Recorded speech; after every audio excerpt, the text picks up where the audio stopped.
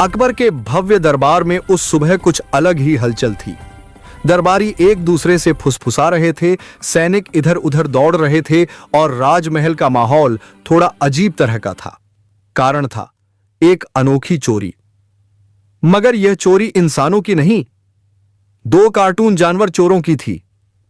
रात में दरबार से बादशाह की प्रिय सोने की घंटी गायब हो गई थी। वह घंटी हर सुबह दरबार की शुरुआत का संकेत देती थी। उसके बिना पूरा महल जैसे उलझन में पड़ गया था।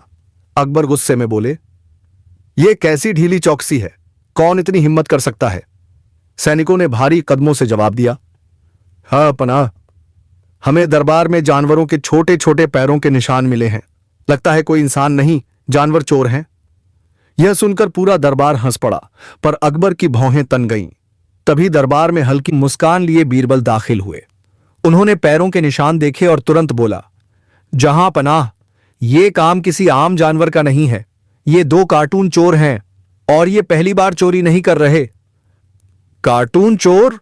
अकबर चौंके। जी हां, बीरबल ने कहा, जानवर जैसे हैं पर दिमाग इंसानों से भी तेज। राजा ने तुरंत आदेश दिया कि चोरों को पकड़ने के लिए जाल बिछाया जाए। बीरबल ने दरबार के बीचों बीच एक बड़ी थाली में फल, मिठाई और चमचमाती चीजें रखवा दी। उन्होंने कहा, ये दोनों चोर लालच से नहीं बच सकते। रात होने पर सभी सैनिक छुप गए।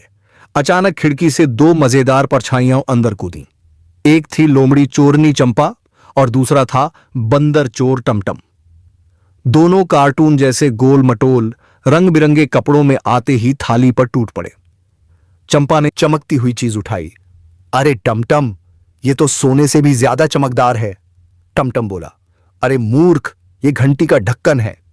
दोनों हंसते हुए घंटी निकालने लगे। तभी जाल ऊपर से गिरा और दोनों फंस गए। चंपा चिल्लाई, अरे ये कौन सा कार्टून ट्रैप है? टमटम बोला, बीरबल का कार्टून दिमाग है, बचना मुश्किल है।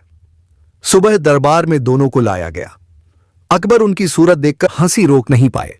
लोमड़ी की नुकीली टोपी और बंदर के बड़े चश्मे ने उन्हें और भी मजेदार बना दिया था। अकबर ने पूछा, तुमने घंटी क्यों चुराई?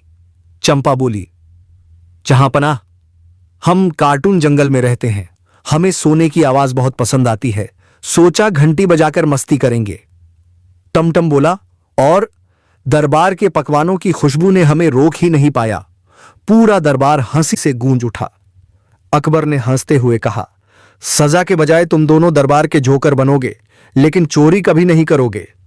चंपा और टमटम ने सिर झुकाकर कहा, हम वादा करते हैं, अब से हम सिर्फ हंसी चुराएंगे, चीजें नहीं। बीरबल मुस्कुराए, जहां पनाह, कभी कभी सबसे खतरनाक चोर वही होते हैं जो हमें हंसा हंसाकर दिल चुरा लेते हैं। और फिर पूरे दरबार में तालियां गूंज उठीं। दोस्तों, यदि कहानी आपको अच्छी लगे तो वीडियो को लाइक करें और चैनल को सब्सक्राइब अवश्य कर दें।